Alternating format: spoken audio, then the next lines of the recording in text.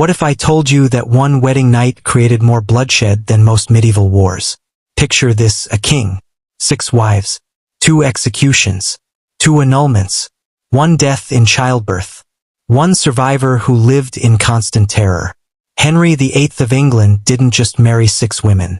He destroyed them, systematically, deliberately, and historians have spent 5 centuries trying to cover up the real reason why. They want you to believe it was about love, about producing an heir, about religious reformation. They lied.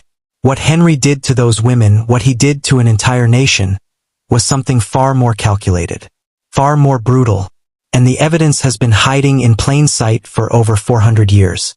Tonight, we tear down the fairy tale. We expose the monster. We reveal the secret that shattered English history forever. By the time you finish watching this, you'll understand how one man's twisted obsession didn't just destroy 6 lives.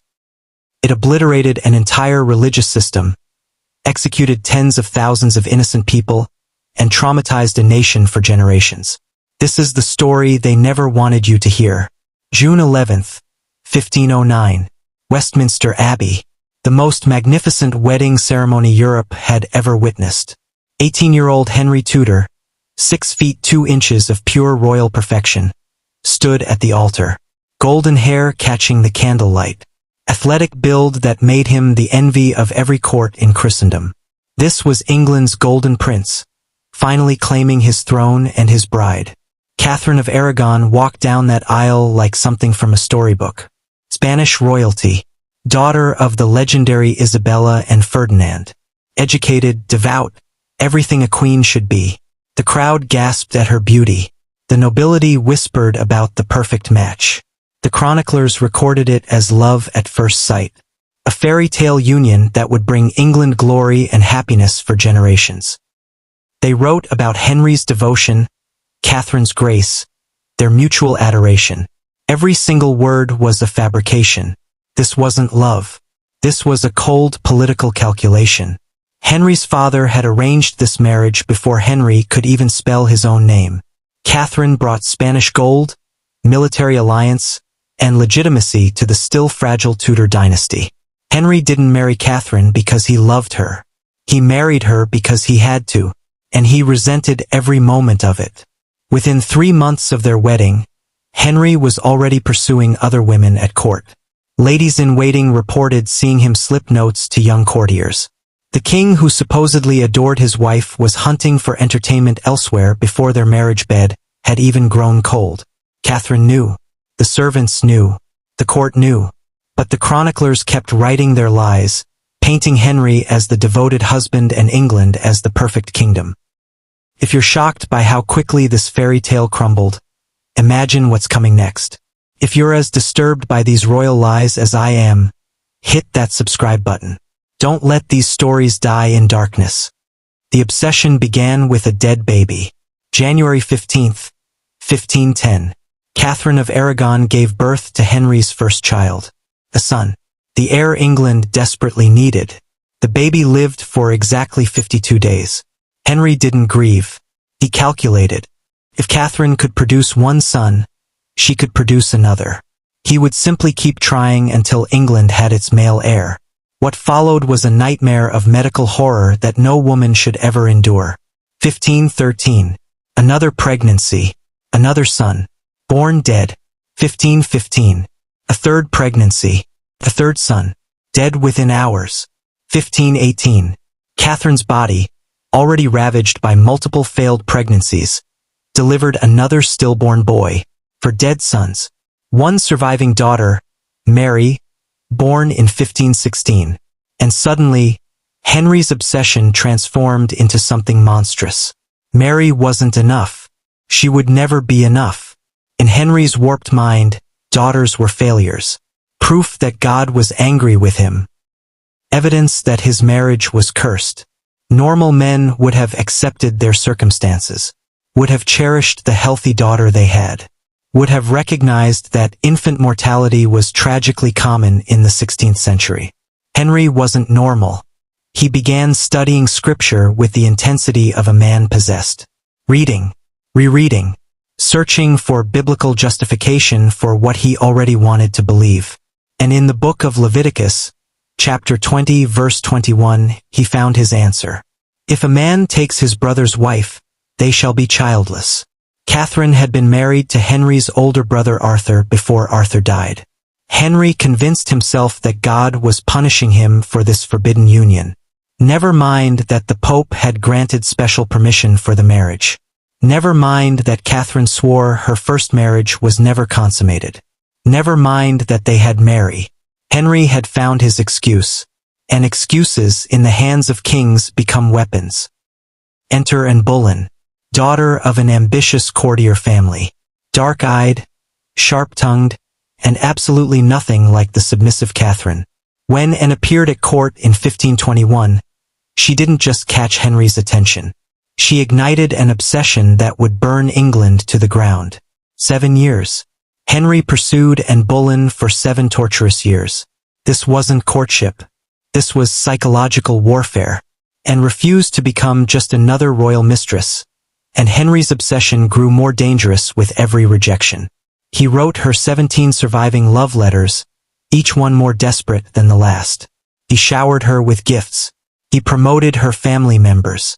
He restructured his entire court around her presence. And held out. She demanded marriage or nothing. And Henry, for the first time in his life, couldn't simply take what he wanted. So he destroyed an entire nation to get it. January 25th, 1533. A secret ceremony in the dead of night. No witnesses except a terrified priest. Henry married, and while still legally wed to Catherine. The King of England had just committed bigamy, and he didn't care. Catherine learned about the secret marriage through court gossip. The woman who had served as England's queen for 24 years was informed by servants that she was no longer married. Henry stripped her of her title, confiscated her property, and exiled her to a crumbling castle where she would die alone, abandoned, and broken. But Henry wasn't finished. The Pope refused to recognize his marriage to Anne. The Catholic Church condemned him as an adulterer. So Henry made a decision that would shatter European Christianity forever. He declared himself head of the English Church.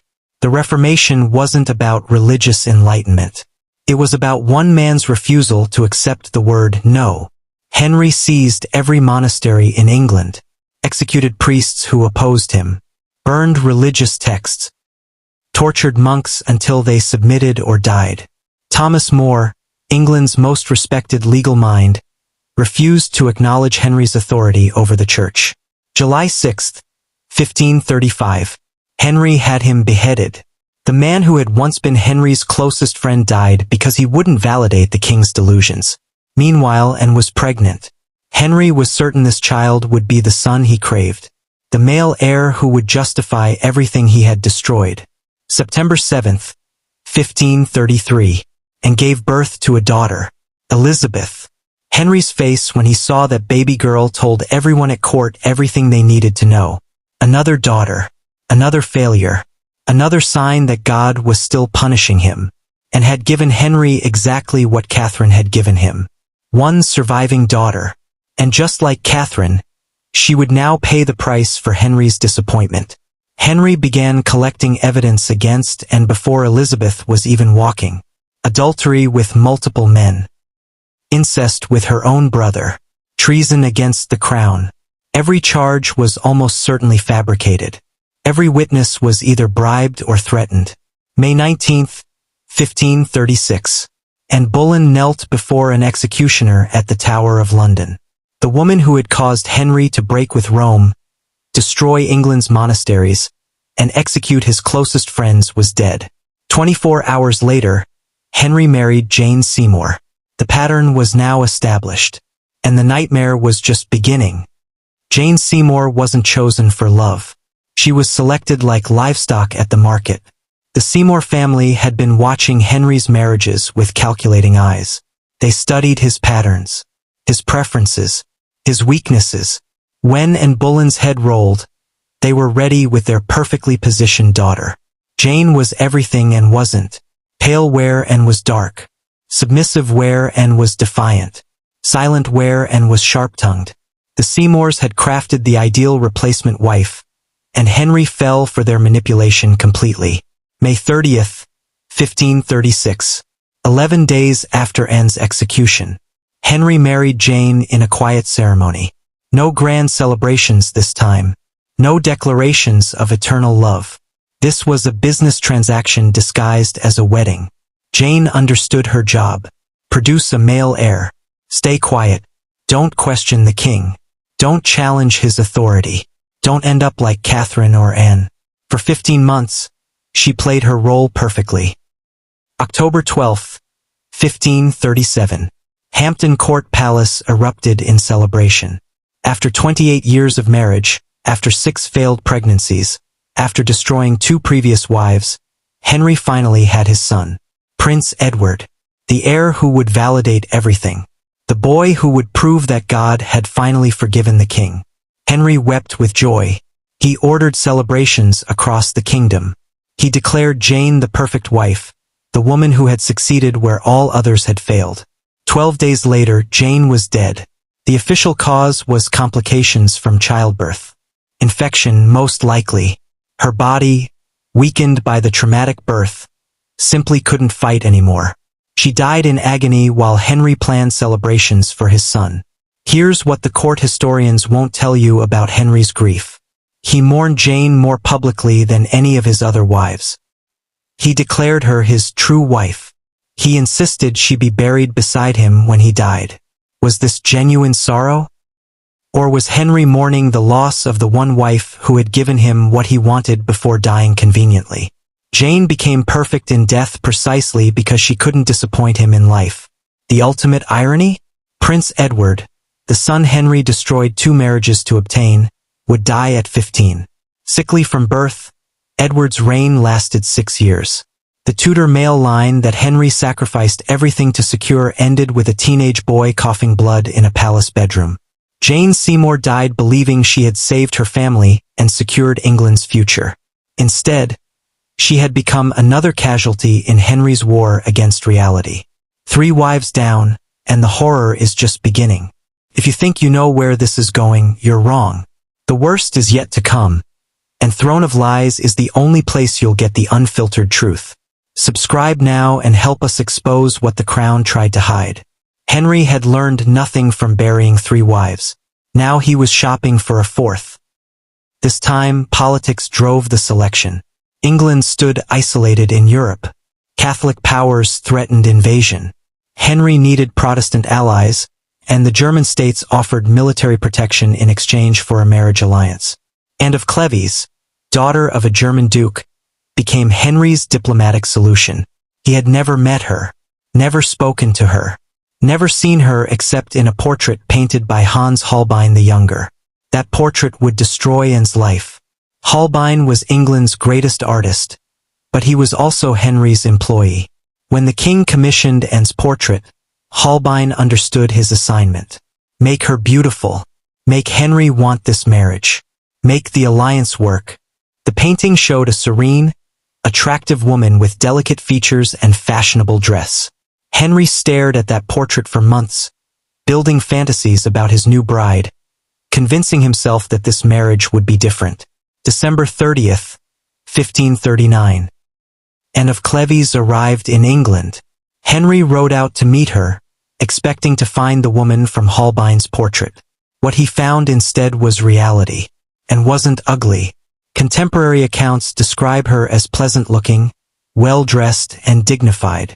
But she didn't match Henry's fantasy. She spoke no English. Her German fashion looked foreign to English eyes. She was a real woman, not the painted ideal Henry had fallen in love with. Henry's reaction was immediate and vicious. January 6, 1540. The wedding ceremony proceeded as planned.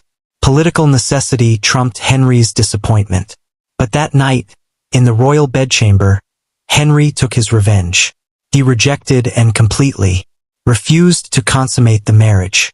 Spent the night humiliating her, making it clear that she disgusted him.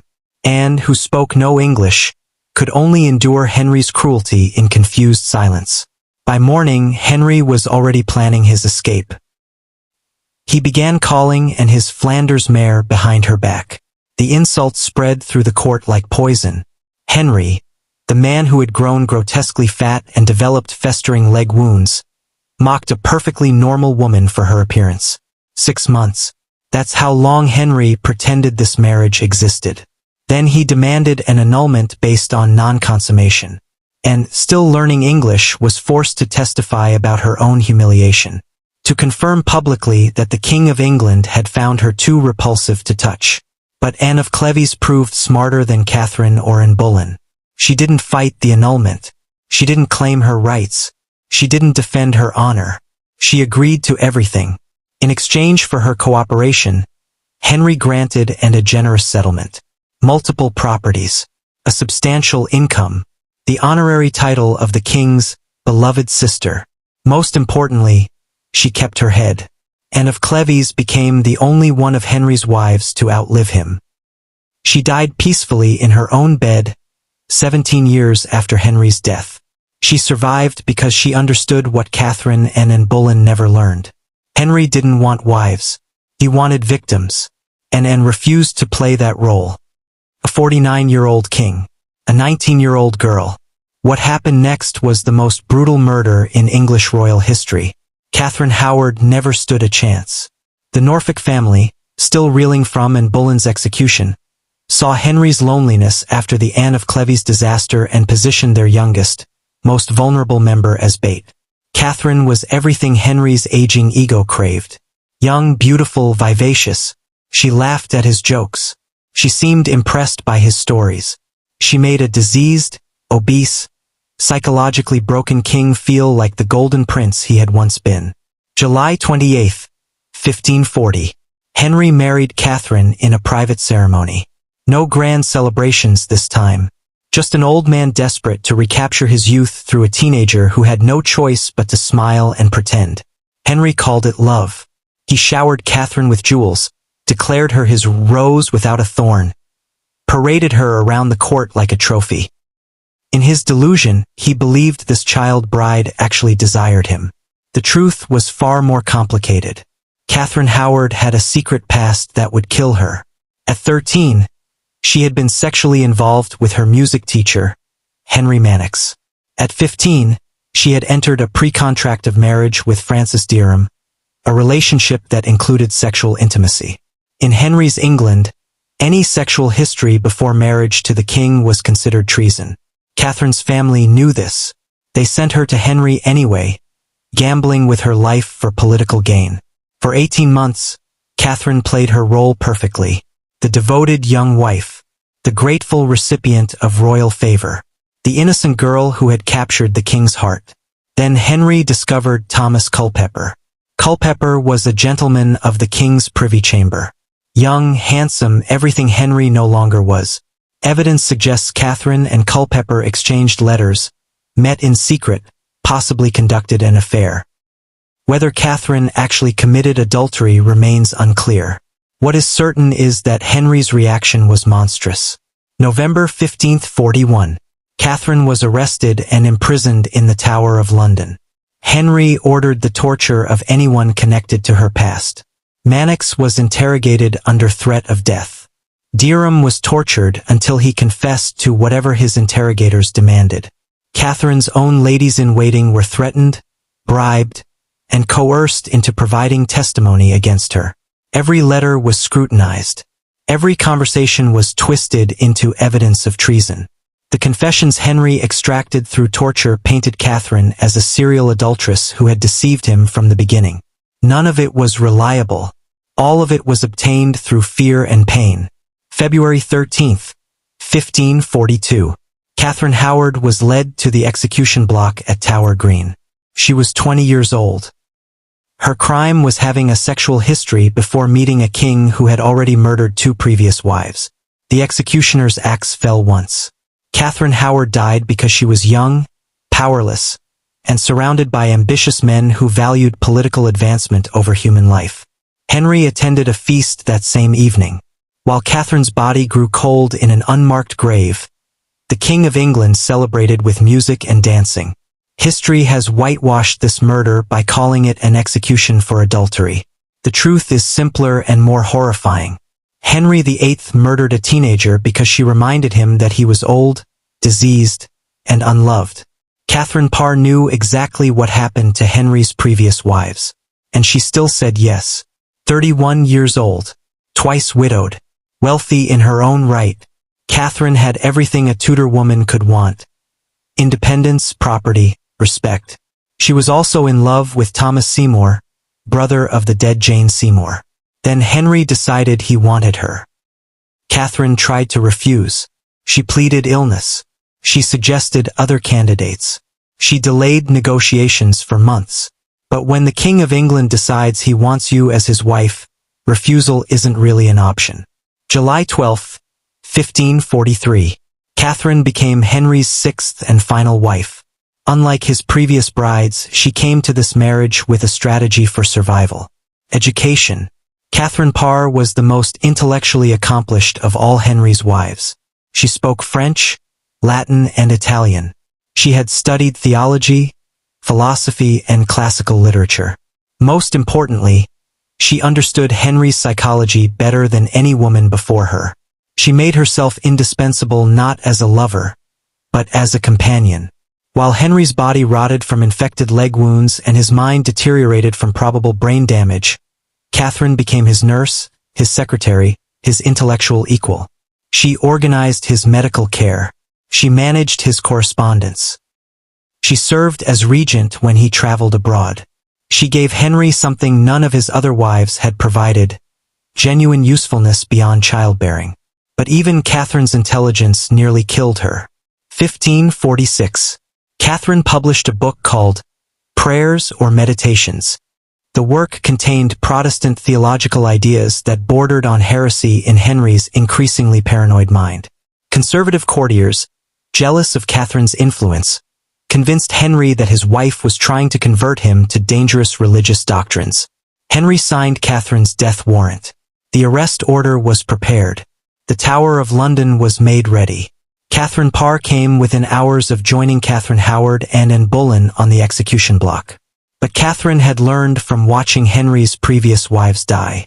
When she discovered the plot against her, she didn't protest her innocence. She didn't defend her beliefs. She didn't stand on principle. She groveled. Catherine appeared before Henry, threw herself at his feet, and claimed complete ignorance about theological matters. She insisted she had only discussed religion to distract him from his pain, never to instruct him. She presented herself as a weak, confused woman who needed his guidance. Henry's ego, flattered by this performance, canceled the execution order. Catherine survived by feeding his delusions of intellectual superiority. For the final months of Henry's life, Catherine walked a knife's edge. She nursed his festering wounds. She endured his rages. She watched him deteriorate into a paranoid, physically disgusting tyrant while pretending to love and respect him. January 28, 1547. Henry VIII died in agony, his body finally succumbing to years of gluttony, disease, and psychological corruption. Catherine Parr was free. She married Thomas Seymour within 4 months of Henry's death, finally claiming the love she had been forced to abandon. She died in childbirth a year later, but she died as herself, not as Henry's possession. Catherine Parr survived what 5 other women couldn't, but the damage was already done. An entire nation traumatized, a religion destroyed, countless innocents executed. If you're horrified by what you've learned, you're not alone. The 6 wives were just the beginning. The real horror was what Henry did to everyone else. 70,000 people.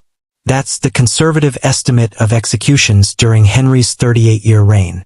70,000 men, women, and children who died because they stood between Henry and what he wanted. These weren't battlefield casualties. These weren't deaths from plague or famine. These were deliberate, systematic murders ordered by a king who had convinced himself that opposition equaled treason. Monks who refused to acknowledge Henry as head of the church. Hanged. Priests who continued saying Catholic Mass. Burned alive. Nobles who questioned Henry's authority. Beheaded. Common people who spoke against the king's marriages. Tortured and executed. Henry didn't just break with Rome. He obliterated England's Catholic identity through mass murder. 800 monasteries destroyed. Thousands of monks and nuns thrown into the streets. Ancient libraries burned. Religious art smashed. 1,000 years of English Catholic culture erased in a single generation. The economic devastation was equally brutal. Henry seized monastery lands worth roughly 20% of England's total wealth. He redistributed this stolen property to nobles who supported his marriages, creating a new aristocracy built on theft and murder. Common people who had depended on monasteries for charity, medical care, and education were abandoned. Beggars flooded English roads. Literacy rates collapsed. Social services disappeared overnight. But Henry's most dangerous legacy was political. He established the precedent that English monarchs could murder anyone who disagreed with them. He normalized royal tyranny. He taught future kings that absolute power meant the right to absolute violence. European courts watched England's transformation with horror and fascination. The Holy Roman Emperor called Henry this new Nero. The French ambassador reported that English nobles lived in constant terror of their own king. Venetian diplomats described Henry's court as a place where men die for looking at the king the wrong way. Modern psychological analysis suggests Henry suffered from multiple personality disorders.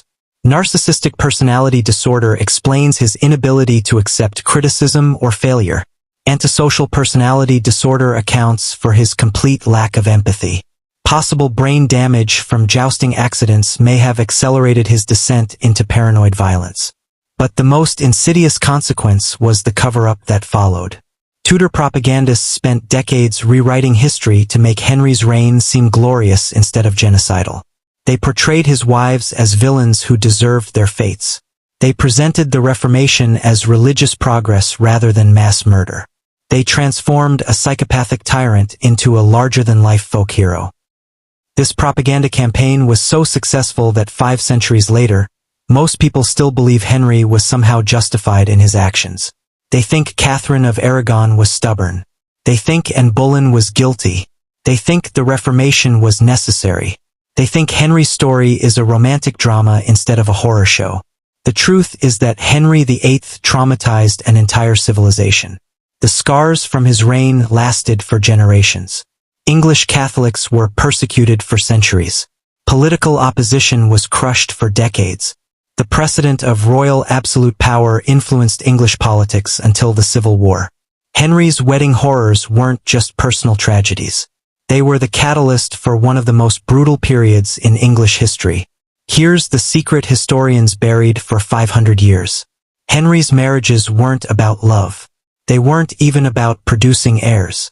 They were about power.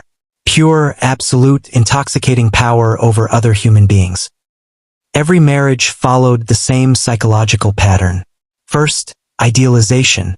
Henry would become obsessed with a woman, convince himself she was perfect, build elaborate fantasies about their future together. He would shower her with gifts, write passionate letters, and promise eternal devotion. Then came the marriage. The moment Henry legally owned his target. Next, devaluation. The real woman could never match Henry's fantasy.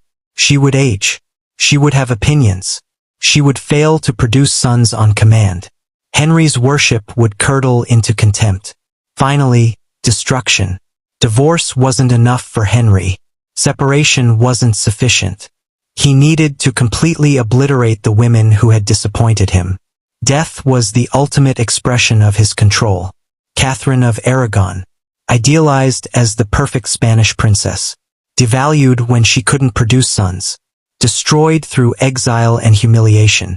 Anne Boleyn, idealized as the woman worth breaking with Rome, devalued when she gave birth to Elizabeth, destroyed through execution. Jane Seymour, idealized as the submissive wife, died before devaluation could begin, preserved in Henry's memory as the only perfect wife because death prevented her from disappointing him.